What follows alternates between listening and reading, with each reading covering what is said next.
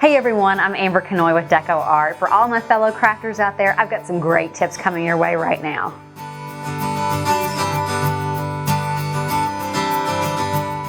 Today I'm going to teach you a simple dragging technique to help you create flowers like we have here.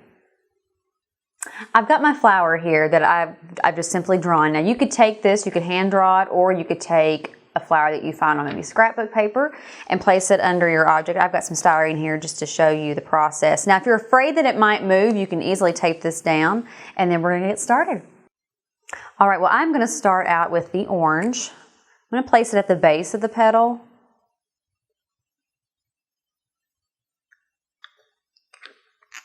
And then I'm going to add the yellow around the actual outside of the petal.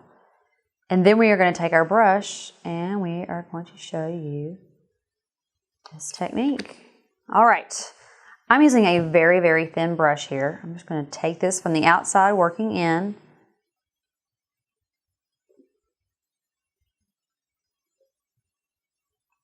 You'll probably want to continue doing this because if you put quite a bit of paint on here, because this is going to make it a little bit more opaque, even though this is translucent, it's going to not have as much light coming through it. You're going to want to continue to work that down in there. So if you've put quite a bit of paint like I have, it'll take a little bit more working.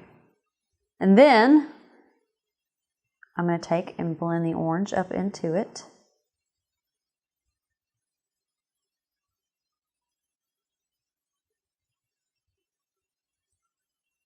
And when this dries, it just looks magnificent. So, you know, just like nature, there really is no wrong way. So have at it.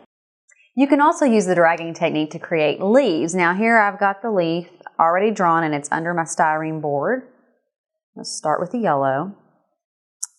You can use various colors, or if you just want to use a solid color, that's fine. I like to use multiple colors to give it a little bit more realistic appearance. And how cute would this be for fall, doing some in the reds and yellows and oranges.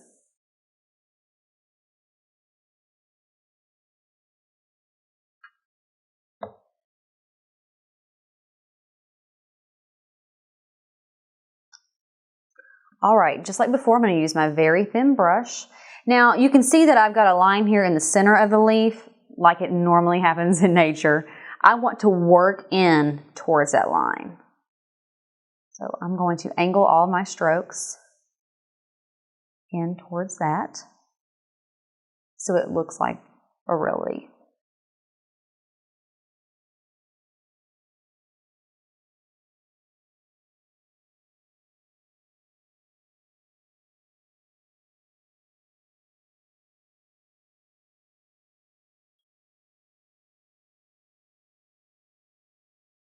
You can continue going around.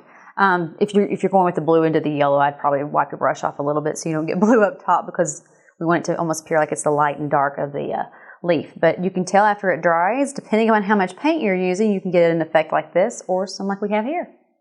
You can use the same technique using opaque paints or the translucent, and you can see that you get very different results.